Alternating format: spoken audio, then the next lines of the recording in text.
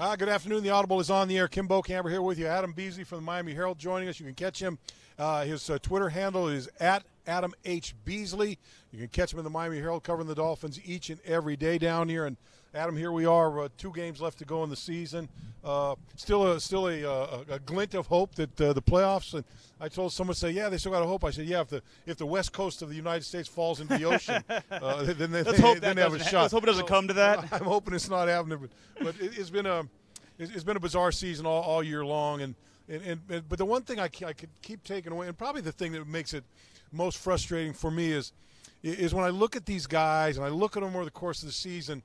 The one thing it's hard to question the effort that these guys have played. They've always played with effort. They played to the end. Last week up in Buffalo, they played to the end. They get the opportunity with the onside kick, and who knows, and throw the interception. But they were there at the end with a chance to make something happen, and that's kind of been the other than the inconsistently. That's been a continual trend, I think, for this team all year long. It's something to feel, if you're looking for things to feel good about, I think that's one thing to feel good about. Yeah, I think teams take the tone of their head coach, Yep. and that's Adam Gase. He always says, you're never out of it. Just get us to the fourth quarter with Yep. a chance, and we'll make it happen. So, yeah, I agree, Bo. That's good. But when we're going to look back at this season very soon. We got 2 weeks left, and we're going to get together probably on New Year's Day, and the players are going to be cleaning out their locker unless, as you said, there's a major earthquake. Yep. And Seattle ends up in the Pacific. We're going to probably look at 3 things that were the reason they're not going anywhere this year. One, of course, the injury to Ryan Tannehill. Teams that lose their starting quarterback, by and large, are not playoff teams. 2, the hurricane did hurt them. I think that there is real fatigue on this team, and injuries are starting to mount. And you look at that injury list, and we had 2 more going IR today. And Jermon Bushrod and Julius Thomas. And I think 3 winnable games that they've won in the past, they did not win this year. Oakland, Tampa, if they had any offense against, say, New York or New Orleans, those games could have been different. And then this past week as well, 3 picks in the second half. So the margin, as we talk for error in the National Football League, is so small. If you have any one of those 3 things that have gone against you, you're probably not going to the playoffs. To have all 3 go against you and you still have a mathematical chance, 2 games left, you got to be okay with what happened. The one thing that, and I remember talking about this during the offseason, about how hard it is to win the National Football League and how many games are decided on that last drive, whether it's a defensive stop, whether it's an offensive touchdown, whether it's a field goal to win the football game. But it seems like the majority of games always come down to that. In particular, that seems like the games that the Dolphins have played in over the last couple of years, it seems like almost every other game is coming down to that last drive. And I talked about during the offseason a lot where, hey, this football team could be better in 2017 than it was in 2016 and still not win as many games. Right. Now, having said that, they haven't won as many games. They're not going to win as many games. But I would ask you the question, are they a better football team this year than they were last year? And I'm sure it's tough to answer because, one of the things that may tip that is Ryan Tannehill. Yeah, no, I think the offense is worse, but the defense is better, if that makes sense. Certainly they have a player in Kenyon Drake, but what Jay Ajayi did last season was special. Those 3 200-yard games, that was special. And Tannehill had the best season of his career. They haven't had those kind of rushing performances. You had a couple of maybe 3 100-yard performances, I think, by your running backs this year. But Cutler has not played near to the level that Tannehill did last year. So yeah, on offense, I'd say no. But defense, you look statistically, they're okay. Yeah, they're not bad. I mean, they had a couple of. They had a drought in that 5-game streak where they really just weren't playing very good. Right, and it busts seemed all over the place. Just unorganized a little bit, but they've kind of regained their ground a little bit and done some pretty good things out there. So I agree with you on the defensive side. Now, when you talk about the offense not being to the same level it was last year, do you think Tannehill is a big reason that's the case? Yeah, no, you talk to Adam, and he'll tell you that what upset Ryan the most when he got hurt and you saw him in tears on the sideline against Arizona was obviously his season, for all intents and purposes, was over. I mean, if they got to the divisional round, maybe he would have played. But the fact that the light was coming on, and he was playing at a high level, and again, you talk to people inside the building, and they say, man, he looked really good in the spring. Looked really good in the summer, and boom, here we go. And then you're taking Jay Cutler, who obviously knows the system, but Yeah. was on the couch getting ready for a broadcast season, who didn't have all those April, May, and June reps, Yeah. who didn't have the first week of training camp, and he just was thrust into a situation where you're not going to come close to being at the same Yeah. level to start, and he never really could catch up. So I think all those factors as to why the offense was Yeah. not nearly as good as it was last year. I think the thing that's frustrating too is the highs and lows of this season. You know, last year certainly you started out 1-3 or 1-4, whatever you were at that one point, and then you came back and went on a 6-game winning streak. So you're kind of a low, and then you took off. Where this has been up and down and Right. up and down, and you know there was a lot of questions. I asked questions after the game, and really the only thing that's been consistent about this football team all year long has been their inconsistency. you saw good things one week Yeah. and bad things the next week, and you know then you see a streak where you can't go, and then you see 2 games, and more, nothing more glaring than the way they played 2 weeks ago or 3 weeks ago now against New England. And then you felt good after Denver and New England. You feel like they got the momentum going, confidence and everything. And then you go up to Buffalo, and it looks like a totally different team out there. Yeah, I don't have an explanation for that other than they're probably a 7-9, 8-8 football Yeah. team. And when you're one of those teams, you don't have consistency. What kind of struck me the most about this year is certainly after Ryan's injury, we knew things were going to be different. Yep. But you expected the D-line to dominate. And I don't think anybody but Wake has more than 4.5 Yeah. sacks, and that's surprising. It is surprising. Yeah, I thought that Charles Harris, although he's gotten a lot of pressures, Yeah. would get to the quarterback more than he has. And Sue, for as well as he's played, and I believe me, I think he's a Pro Bowler. I Yeah. think he's one of the 3 best defensive tackles in the AFC. The position he plays and the way that they can kind of take him out of the game with scheme, he hasn't had a lot of those wow plays this Yeah. year either. So that's been the biggest, I guess, disappointment to me is that certainly the one of the either one or the two of the highest paid defensive lines in football, and they haven't dominated Yeah. week in and week out like I thought they would. Well, I think when I look at it, I agree with you. You expected a lot more out of these guys. I think you expected bigger numbers out of Cam. Mm-hmm. I think you expected some bigger numbers out of Charles Harris, Andre Branch, some of those guys. But you did get a little surprise with Gottschall, Sure. and Taylor and those guys that played well. Cameron Malvo a little bit. Chase Allen stepping in. Malvo Yeah. looked good when he had the opportunity to play, but still they didn't come up with the numbers that you're looking for. And as try to look a little deeper as to why. You know, first of all, they really haven't had a lead very much at No. all this season. So No. you're playing from behind. You're kind of hamstrung. I'd like to see the stat of what percentage of the time they trailed. Yeah. It has to be 65, 70%. I would say pretty much 70% Yeah. again. I think there's been one game, the Denver game, where they've won going away. Mm-hmm. Even the games that they've won have been tight games Right. down to the end, and a lot of those were where they had to come back late in the game and win the football game. So you don't have that ability to do like we've seen over the last couple of weeks with Buffalo when you're down by 2 touchdowns, and these guys are just coming at you. They're throwing blitzes at you. The game up in Carolina, where you know you're behind again, and they let their horses run, and you get sacked 7 or 8 times in that football game late because you are trying to play catch up. You are trying to throw the ball. Well, the Dolphins really haven't been in one of those situations where they have people down, where these guys can just say, hey, put caution to the wind. Let's just get after these guys and rush the passer. And I don't think they've had that much of opportunity to do that. I think that's going to be one of the biggest things Adam tries to figure out this offseason is why did we start the season slow and why do we start games slow? Yeah. Because you look at the first half of the season compared to the second half of the season, the 2 years now, I think it's a difference of a touchdown per game. They're scoring more. They've got to start the year like that because the NFL, there are so many good teams. The level of talent is so close that if you take a month to figure it out, month and a half to figure it out, you got no chance. Yeah, you got to be able to come out of the box. And look, now having said that, there's no doubt that losing Ryan Tannehill, 4 weeks before, 5 weeks, I guess, before the season was getting ready to go, where you got to get serious about it. It's tough to regroup from that and get going with a new quarterback in there.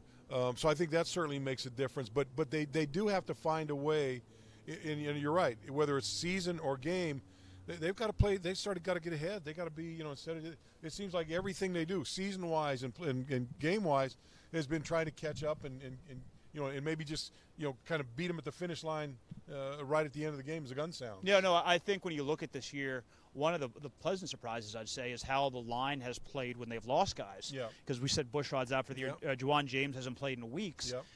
Jesse Davis and Sam Young have played pretty well. Yeah. So going to the offseason now, I don't think – I mean, you're going to address the position. But if you were a GM, where would you look? What would be a place for you to say, you know what, this is where we really need to shore up? You're not going to spend a lot of assets on wide receiver, obviously. Quarterback is handled. Ryan's going to be the guy next year. So maybe it is another defense-heavy. Would you be all right with that if they go defense? Well, look, I've said this. I've said this for the last few years. You know, the guard position has been a nemesis to this football team for years and years and years. And I understand, well, you can get a guard in the 3rd or 4th round. You can get a guard in the 5th round. You can find a guy off the scrap heap. We've tried all that stuff, and it hasn't been successful. Right. If you want a guy, go and get him. Get him in the 1st round, get him in the 2nd round, plug him in there, and have him for another 6, 7, 8 years. You know, to me, the two areas in my mind right now, because, look, I think in the secondary, with you when you've got you got Rashad going to the Pro Bowl again. You got T.J. McDonald, which you give him a full training camp and a full season. I like that. We're seeing Xavier get more confidence. You know, Bobby McCain's playing better on the corner on the other side outside, and I think he may batter on that. Tony Lippett's coming back next year. You got Tankersley there. So I think your secondary, for the most part, is pretty well set. You probably like a little more depth there. Linebackers, I think, is still kind of, you know, a little – you've seen a lot of good things, and you've seen some not-so-good things. I still think the talent in the defensive front, especially with William Hayes coming back, you're fine there. So I'm not thinking draft so much on the back because you got Raekwon McMillan coming back for that linebacker spot. I guess the good news is they can take anything, I'm looking at guard. To me, it's guard and tight end. To me, are primary needs for this football team. And speaking of tight end, I know you touched on it earlier, Jermon Bushrod and Julius Thomas both placed on IR today. Julius Thomas with a foot. Bushrod been battling that foot for a few weeks now, so he's on IR. So they activated Thomas Duarte, the kid from UCLA they drafted last year. Really hasn't been active, I don't think, very much. Maybe once or twice last year since he's been here. Hopefully he'll get a chance to see if if I'm Thomas Duarte, I'm thinking right now, this is my audition now to get a job next year. No, there are a lot of guys, I think, that have a lot to play for. Chase Allen, Mike Hall, guys like that. Cameron Malvo, we discussed. Terrence Fede, I think he's a free agent after the season. A lot of different young players that could go up and kind of grab that brass ring. So, I mean, look, I love football. I'm going to be very interested in how these last two weeks play out. But, if you can go to Kansas City and get yourself a win and things fall right and play a meaningful game on New Year's Eve, I'm all for that. I'd love that. I was just talking to someone. I like the idea of, after playing New England in that, 2-week span or 3-week span, I kind of like that idea of, hey, look, if you're going to lose and you lost that first game, I like them coming back down here, and you're still fresh in your mind where you want to get a little payback on them, and especially in your backyard. As a player, did you often have games twice in 3 weeks? I can't remember ever having a situation where we played the same team, and it's the division teams, obviously. Played a division team within a 3-week period. Twice. It happened twice this season. I know. It's just the other thing about this year, and you talk a little bit about the fatigue factor and the travel and the going to London and this and that and all the things that went on with this team. Is the fact that where were we talking? I just kind of lost my train of thought there. Oh I got you off. I'll forget people off track. No, I'm sorry. Right. But what were we talking about? Just the draft and KC and maybe coming and have a game here New Year's Day, New Year's Eve. That's meaningful. Yeah, I forget. I had something really good to say. And I turned into an asshole, and I just forgot everything I was going to say. They call that a radio tease. He'll remember for the next show. Yeah, I'll remember for the next show. But it'll pop in my mind maybe somewhere along the line here. But anyway, it was good, though. It was going to be good, I can tell you that. Let's get to some questions here. What is your main positional priority going to the offseason? Black Man Game comes in from Periscope. I kind of went over mine. I think tight end and a guard position is important to me. You could add another outside linebacker. Yeah. I think we don't know what Lawrence Timmons' situation is going to be going forward. So, but tight end, guard for sure. And you got to get another running back because as much as Drake has shown you can't go into the season with him as your only guy. No. Well, you got Damian Williams coming back. Hopefully he'll be healthy. Yeah, he was this is his last year of his contract, so we'll see. We'll see. I mean, certainly, look, it's funny because that position coming in to the season, you go, man, we got a great. You got Damian, you got Kenyon, and you got Jay Ajayi. No need for any help in the running back spot. Now you get to the end of the season, you're down to one. Yeah, we got to go find somebody. Although it looked like Damian might be back. He practiced today. So. Duke Dennis from Periscope. Hey, Bo, how would you like to see the coaching staff handle the last two games? Well, I think they're going to handle the last two games the way they do any game. They go out and try to win the football game. But I think now the evaluation, now I think the focus on particular players and evaluation is going to become that more meaningful. I wouldn't be surprised if you see some guys in some positions out there where the coaches put them out there just to see how they can hold up. Thomas Duarte is a good example of that. That's a great – because think about Thomas Duarte is a great situation. Yeah. Hasn't played all year, obviously. Yeah. There's a reason, right? The coaches have not felt comfortable yet activating him and putting him on the field. Yeah. But as a competitor, as a coach, you know, Adam's in there. You want to win. Yeah. You want to win. Matt Burke's been in there all week trying to make this game plan to beat the KC Chiefs. What's the balance? Yeah. I mean, what's the fine line you got to walk? Well, look, if you want to, if you activate Thomas Duarte and you want to see him, it would kind of goes hand in hand that you like to see Isaac Asiata out there a little baby, and kind of line him up and see. Right. He's been working all season to try to get his game to the level where he can go play. He'd be another guy I wouldn't mind taking a little snap. Yeah, they've got a lot of production from their rookies, but I think there's some meat left on that bone for sure. No doubt. Aaron McIntyre from Facebook. Do you think Landry will be with Miami next year?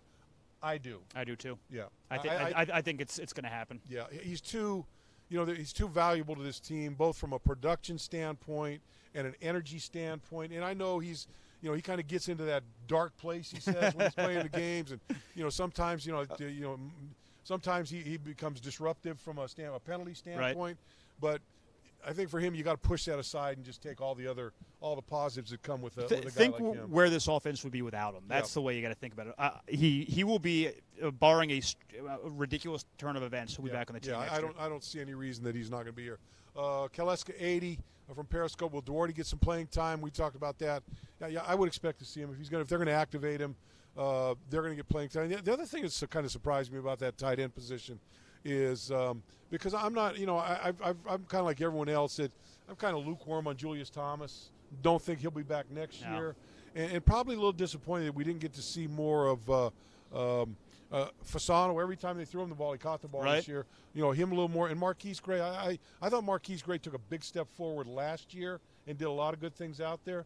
And I'm surprised we haven't seen him more at the tight end position. Now, the last few weeks we've seen him put him back as a fullback and do some different things with him.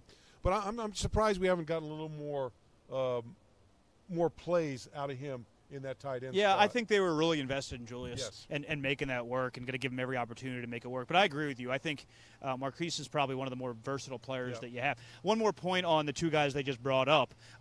There's a reason. It's not insignificant that they've been activated because the Dolphins, with those two roster spots, could have gotten any practice squad player they wanted. They could have claimed any team's practice squad player and activated them to their 53, which would have kind of built some depth for them next year. So they really are high on both Eric and Thomas to the point where they want to see what they've got. So I think that is significant. Yeah, you're talking about Eric Smith, the offensive tackle that they just took off injured reserve. So he'll be available to play too. Another Periscope is kind of we talked about. Hey, with Bushrod going on IR, can Asiata get some snaps? I don't know if he will. But it's certainly something to think about. They got to be able to trust him, though, because you don't want your quarterback back there and you don't trust your guard in front of you. So. I think, to me, I think Asiata, just watching him when I've been able to see him practice and work and stuff, I just think he needs another offseason to get stronger, bigger, and he needs to figure out his base. Right. I see him kind of get tilted and pushed and this and that, and I think he needs a little more seasoning, a little more weight. Somebody's taking a shot at your wardrobe. Did you see that? No, they always do. They take him more in Miami pink.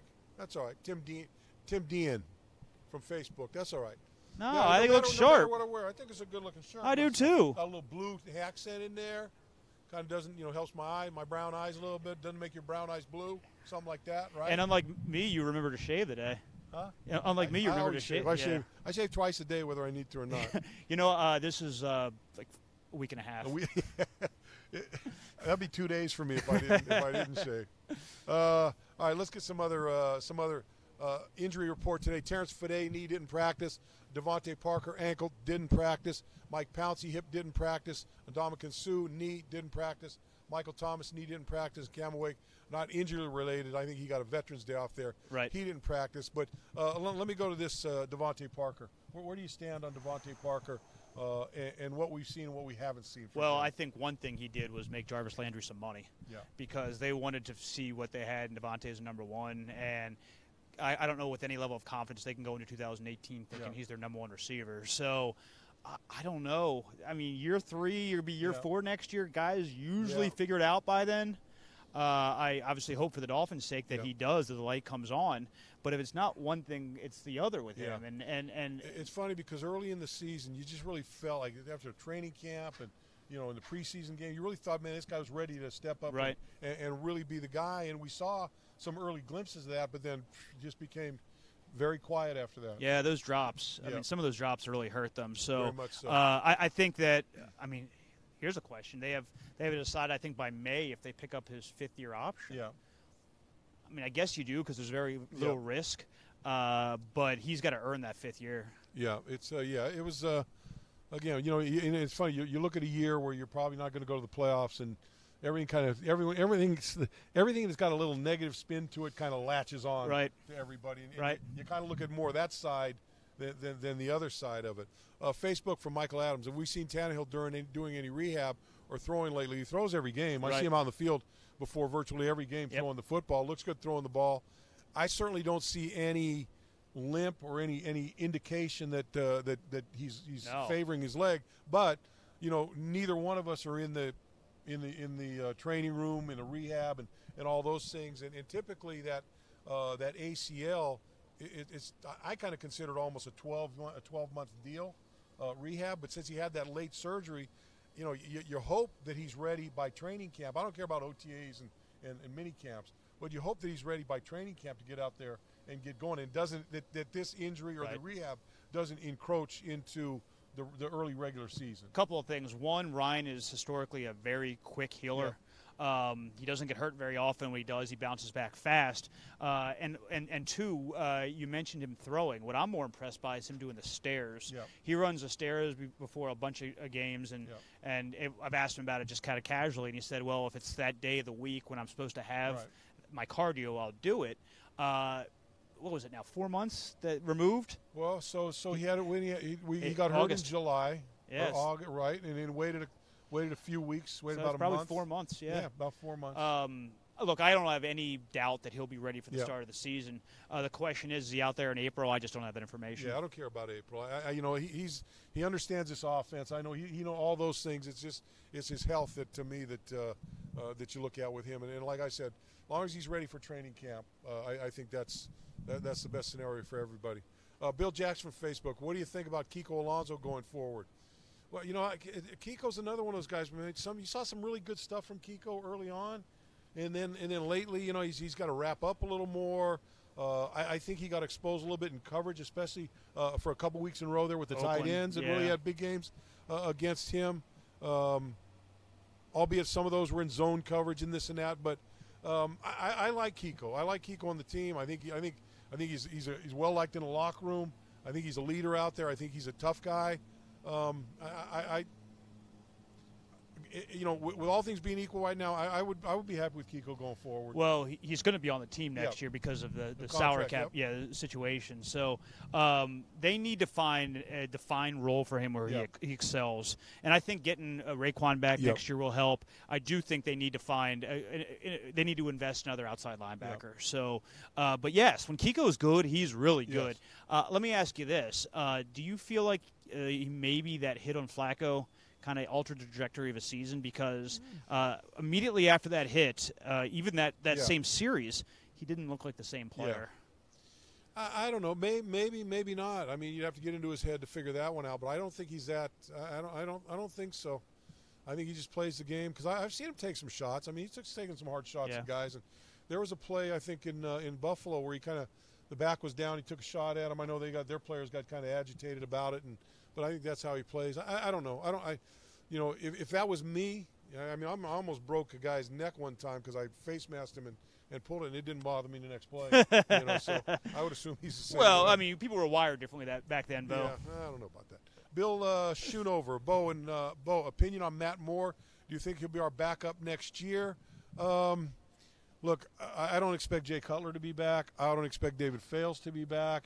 I think Brandon Doughty is kind of, you know, he can't get himself off the practice squad. You know, how long do you look at a guy and say, well, you know, he could be, he's got potential? I would, my guess right now would be say, that you bring Matt Moore back and then you go fish for somebody else in the draft. I know my colleague Armando Salguero beats this drum all the time. You need to get a young guy in here. You need to get a young guy. Yeah, but that's what I'm saying. I'm saying, look. Oh, you think they keep three? Back. Bring Matt Moore back. Go in the draft and find a guy in the 4th round or 3rd round or something that may be a guy that can challenge. I mean, you look at guys like Dak Prescott that show up. Right. But then you have to have 3 on the roster. No, I understand that. Well, you do, but you can put him in the practice squad. You can do the same thing you've done with Dowdy. Right. Put him in the practice squad. I would actually be more surprised if he was back than wasn't. I think that they might move on this offseason. Move on to someone else from Matt. Lamont Frazier from Periscope. Why doesn't this team play like they played New England every game? Well, you know what? If Adam and I could figure that out, we wouldn't be sitting here right now. We'd be running an NFL franchise right now and figuring out what to do. Some days you have it, some days you don't. The good teams have it more than they don't. Look, I don't discount the fact that look, you're at home, you're playing on Monday Night Football. You got the old throwback uniforms on. There was a lot of excitement there, and then a week later you go up where it's about 20 degrees. You're playing in a tough environment. They were a team that was desperate to win that football game. It was a tough road to hoe up there. So, to me, it's apples and oranges. I agree. You said it perfectly. Yeah. Periscope. Time to see KWS 101. Time to see Leonte Carew. And we haven't seen much of Leonte on the field at all this year. He wasn't active for a few weeks. I think this is a very important offseason for Leonte. I would think he's playing for his job this summer. Yeah. It's I've watched him in practice, watched him in the preseason, and you thought, okay, he's coming around, and he'll get some playing time out there. And really, in fact, now it's just Jakeem Grant that's taking all the playing time. Playing well. Is that 4th guy and doing well, yeah. Yeah, no, I think they like Jakeem's flexibility, his versatility. He can do a lot of things. I mean, I think their best formation is when they have 2 people in the backfield, whether it's Jarvis, whether it's Jakeem, or even 2 backs when Damien was healthy. I think that's really when their offense got better, is when they just stopped getting out of that. Was 11 personnel, 1 tight end, 1 running back, and 3 wide receivers. Yeah, I was particularly excited when we played New England. You had Damien and Kenyon in the backfield together, because I'm thinking you got 3 wide receivers. You can put those 2 guys. It's almost like having 5 receivers out there that you can utilize, or you can run them. You can run out and it was a pretty good situation. Facebook, Joshua Albritton, Lawrence Timmons. Thoughts on Lawrence Timmons? That's a tough one there. Yeah. Lawrence is, first of all, I mean, he couldn't start the season any worse. Going AWOL up in L.A. for the Chargers game. Well, I love how you keep it real, by the way. I love coming on with you. What am I going to say? I love it. And then when he came back, he was a beast. Yeah. And then all of a sudden he disappeared. I think age has caught up to him a little bit. I think they ask him to do a lot, and it might be too much for a man of his age. Yep. All right, I'm going to wrap it up after this. Jewel Tony, 1, 2, 3. Are there any free agents we need to pursue? Oh boy, I couldn't. That's a wide open. I couldn't name one free agent right now. That's a little premature now, because you don't know which guys are going to sign, which aren't going to sign. All this going on, but I think if you're looking at what the Dolphins are going to do, and you want to try to kind of figure it out in your mind, don't look at who's out there. Look at the positions that you don't think are good enough for the Dolphins. You don't think are good enough for the Dolphins. Say we need this guy or that guy. And then when the free agency rolls around, then you figure it out from there. And, free agency is supposed to be supplementing your roster you build through the draft. Yeah, so. we look. And look, you look at this team. They've had 2 good drafts. They've had a lot of players play. The guys from 2 years ago are starting to really blossom. We got a lot of rookies this year playing that stepped up. Jesse Davis, who was an inside guy, he looks like he's going to be a guy that's probably going to start for him next year.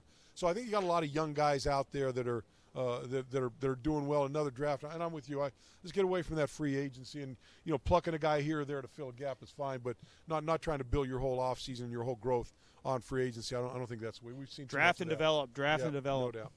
All right, so we're going to wrap it up. I want to wish everybody out there. Oh no, we'll be back. We're back for Friday. We'll be back Friday morning. Eggnog? What are you getting Leon for Christmas? I'm getting Leon a big shitty clump of coal. That's what he's getting. Big nasty one. I'm gonna just stick it right in his stocking and let him have that. And that's it. Coal for you, Leon. Nothing more, nothing less. That's gonna do it for the Audible. Adam Beasley, Kim Bokamper. We'll see you on Friday.